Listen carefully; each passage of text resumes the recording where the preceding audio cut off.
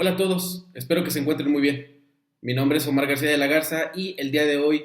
quiero hacerles un pequeño video en el que vamos a abordar temas muy importantes sobre la economía y de qué forma nos han ido afectando respecto al tema que tenemos muy actualmente, que es el coronavirus y que desafortunadamente nos ha tenido en cuarentena y en nuestros domicilios desde hace algunas semanas atrás.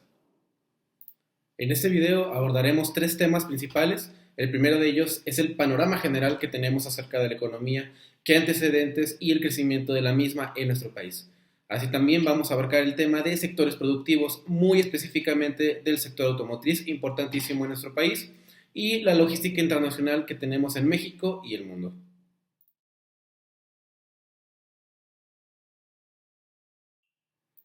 Y pues bueno, para comenzar, es muy importante conocer los antecedentes y de qué forma se ha ido dando el crecimiento de la economía en nuestro país. Para ello quiero compartirles una serie de datos que nos servirán de sustento y que nos ayudarán a entender algunos factores y algunas situaciones en las que nos encontramos el día de hoy. Por ejemplo, para el año 2020, en el mes de enero, el Banco Mundial redujo la perspectiva de crecimiento para nuestro país a 1.2%, cuando precisamente para el 2019 se tenía contemplado que nuestro país crecería 2%. Esto lo estamos tomando en cuenta antes de poder llegar a una situación en la que nos encontramos actualmente por la contingencia sanitaria, lo que significa que la visión económica que se tenía para México ya era mala en tiempos anteriores. Y para todavía sumarle un poquito más a este clima que no tenemos nada positivo para México, en el año 2019 el crecimiento fue de cero. Al menos esa fue la medición que se tuvo y se debió a diferentes factores que se pueden resumir por un clima de inversión incierto, una política monetaria restrictiva y recortes en el gasto público por parte de nuestro gobierno. Además, hubo momentos muy específicos a lo largo de los años anteriores que propiciaron que este decremento en el crecimiento económico de nuestro país se viera más afectado. Algunos de ellos fueron factores político-económicos, como por ejemplo la cancelación de la construcción del nuevo aeropuerto internacional de la Ciudad de México en el lado de Texcoco, la revisión y ratificación del nuevo Tratado de Libre Comercio con Estados Unidos y Canadá, ahora conocido como TEMEC, ya que se tenía contemplado la modificación de los porcentajes en las reglas de origen, que obliga precisamente a modificar toda la cadena de suministros, de producción y de manufactura en la región. Además, tuvimos fuga de capitales provocadas por climas de inseguridad en México y por la inestabilidad política que desafortunadamente hoy en día seguimos viviendo. Además de todos estos temas que hemos podido tocar, a principios de abril la Secretaría de Hacienda y Crédito Público disminuyó todavía más la expectativa del desarrollo del PIB nacional entre un menos 3.9% y un 0.1%, causado precisamente por los estragos de la contingencia que vivimos actualmente, además de una reducción de ingresos y pagos al fisco, lo que significa que estaría entrando menos cantidad de dinero a las arcas nacionales. Este es uno de los peores escenarios que hemos validado por parte de Hacienda y que se descarta. Y pues bueno, las malas noticias ahí no se detienen. En el caso de la mezcla mexicana y del petróleo a nivel global, tuvo una afectación bastante importante derivada de las restricciones que tuvo por el gobierno hacia la sociedad para evitar precisamente los contagios masivos por la actual pandemia del coronavirus y que provocaron la no movilidad social.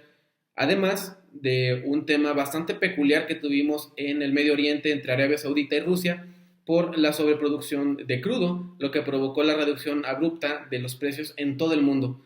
De hecho, en semanas anteriores, en días anteriores, podíamos observar los precios de los combustibles en nuestro país a niveles muy bajos, al menos que no se veían hasta antes de que se entrara en vigor la reforma energética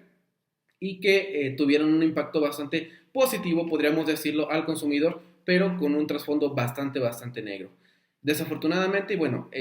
arrastrando todas estas consecuencias, la mezcla mexicana no ha vivido su mejor momento y esperamos que en próximos días, ya no semanas, en próximos días, podamos visualizar un incremento de los precios bastante alto,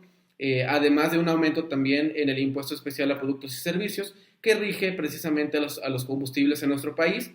y que en el año 2019 fue de aproximadamente 5 pesos. Ahora es muy importante tomar en cuenta que las acciones que estamos estudiando y que nos ayudan a poder regular todas estas afectaciones que hemos tenido a lo largo del tiempo, son por parte del gobierno quienes nos han podido ayudar en ese sentido. Y algunas estrategias económicas muy importantes para la reducción de estos impactos tan negativos han sido, por ejemplo, la utilización del Fondo de Estabilización de los Ingresos Presupuestarios por parte del gobierno federal, que es utilizado para disminuir en mayor medida alguna afectación tanto al sector público como al sector privado. Además de la utilización de reservas internacionales de nuestro país y una robusta línea de crédito que nos otorgó el Fondo Monetario Internacional. Es muy importante tomar en cuenta que este tipo de acciones son muy comunes y son tomadas como de carácter oficial a la hora de tomar acciones emergentes ante contingencias como la que estamos viviendo. Y la clave más grande es crear un conjunto de medidas administrativas correctas que no afecten en un futuro a la liquidez de nuestro país. Y básicamente este es el panorama más amplio que tenemos acerca de la economía de México. Desafortunadamente no se ve muy alentador y gracias a la dependencia que tenemos con nuestro vecino del norte y en el escenario que visualizamos a nivel internacional, el escenario no puede ser mejor y por el contrario, muy posiblemente pudiéramos caer en números peores.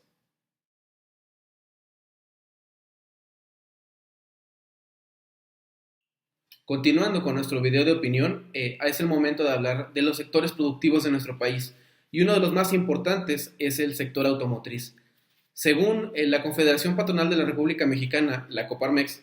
la industria automotriz representa aproximadamente el 3% del PIB total nacional. Es una cantidad exorbitante, al menos en el año 2018 o hasta entonces fue lo que se pudo haber medido, posicionándonos precisamente como el mayor productor de vehículos en América Latina y el séptimo a nivel global. Desde el año 2017 ya se visualizaba el decremento en las ventas precisamente de los vehículos automotores, tanto de vehículos pesados como vehículos ligeros, derivado de políticas implementadas por parte del gobierno relacionadas a la regularización de coches americanos, que representan el 10% de las ventas totales nacionales. Estos vehículos americanos nos referimos a todos aquellos que son adquiridos ya sea en la frontera norte, en Estados Unidos, o en su defecto vehículos que nuestros paisanos traen a nuestro territorio y aquí hacen algún tipo de contrato de compra-venta, los llegan a vender y esos son los vehículos americanos a los que nos referimos. En este caso, el sector automotriz es uno de los más fuertes que genera empleos en nuestro país, con un aproximado de 120,000 empleos a nivel nacional. Es muy importante saber que precisamente es un sector muy importante, es de los más productivos, pero no es no es el más grande, vaya. Al final de cuentas, tenemos que las pymes son las que constituyen los mayores productores de empleos a nivel nacional y son los que generan las mayores derramas económicas, al menos en el sector no manufacturero. Y precisamente el día de hoy, 24 de mayo, nuestro presidente Andrés Manuel López Obrador nos declaró que precisamente se calcula que se perderán aproximadamente 1 millón de empleos durante el periodo de la contingencia derivado del coronavirus durante el mes de abril y mayo, ya que en el mes de abril se tuvo una suma aproximada de 550,000 empleos y en abril se sumarían aproximadamente 450,000 empleos. Y pero bueno, los problemas de desabasto de trabajo y de vacantes es causado principalmente por los cierres definitivos de pequeñas empresas que por falta de capacidad financiera debieron declararse en total quiebra y no pudieron solventar la contingencia actual que estamos viviendo. Un caso muy importante hablando precisamente del sector automotriz, la Ford Company anunció precisamente un cálculo de pérdidas de 5,000 millones de dólares entre el mes de abril y junio, gracias a los efectos de la no movilidad y de la paralización de la economía, al menos en Estados Unidos y parte de México, ya que conjunta la economía, la afectación puede ser todavía mayor. Y pues bueno, si el segundo mayor productor de vehículos en Estados Unidos anuncia este tipo de impactos, ¿qué se podría esperar de los impactos que tendrían corporativos de menores ingresos y con colchones financieros más débiles en nuestro país y a nivel global? El escenario es bastante malo, al menos en ese sentido, y ya es momento de poder entender muchos más factores que nos pueden ayudar a poder salir de esta crisis financiera que se nos aproxima y la cual ya comenzamos.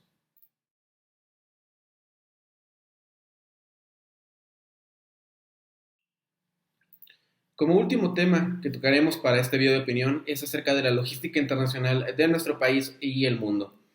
En este caso, derivado de las medidas sanitarias que han adoptado los gobiernos de todo el mundo para poder disminuir o incluso evitar los contagios masivos provocados por coronavirus, hemos tenido que mantenernos en nuestros hogares durante un largo tiempo, al menos lo que conocemos en estos tiempos como cuarentena y que ha comenzado en nuestro país en meses anteriores.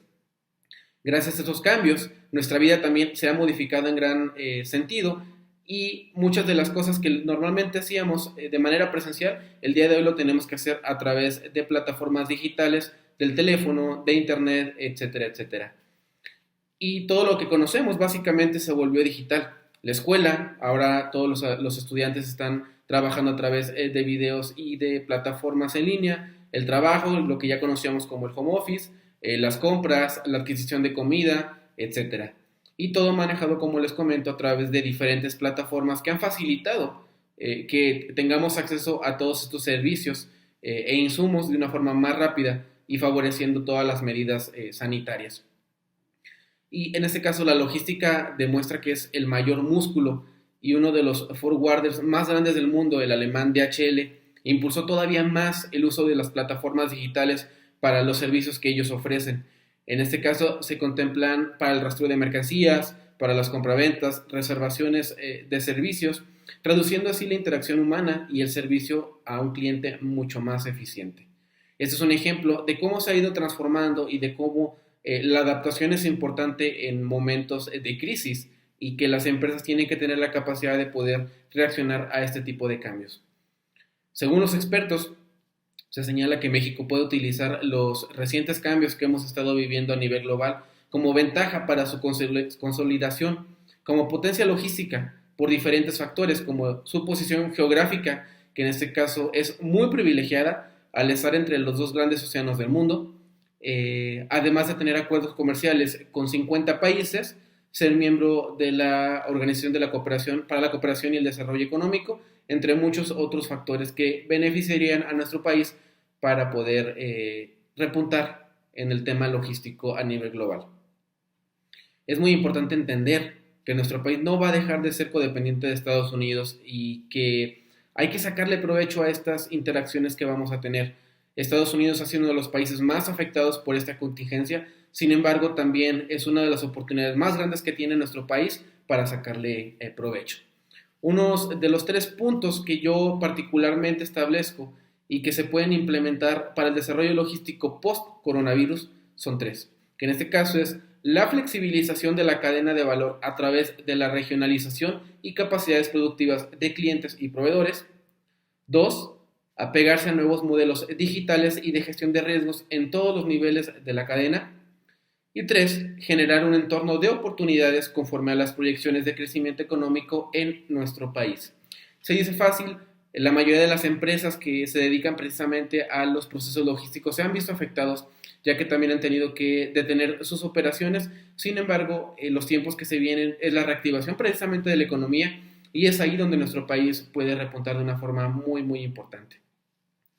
Y hablando de ese tema y para cerrar precisamente sobre la logística, quiero mencionar un caso muy particular que tiene una homologación en el año 2009. Como sabemos,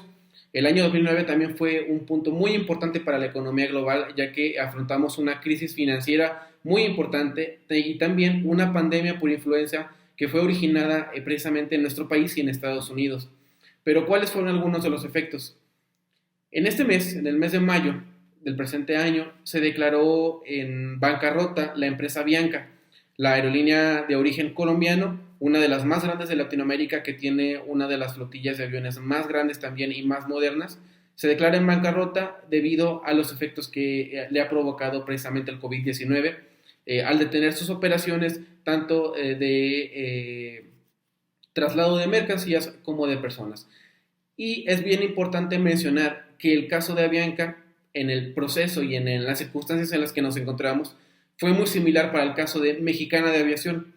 la segunda aerolínea más grande que tenemos en nuestro país y que en agosto de 2019 se tuvo que declarar en concurso mercantil, lo que significa que tuvo que detener ya definitivamente sus operaciones al declararse también en bancarrota y que hasta el 2014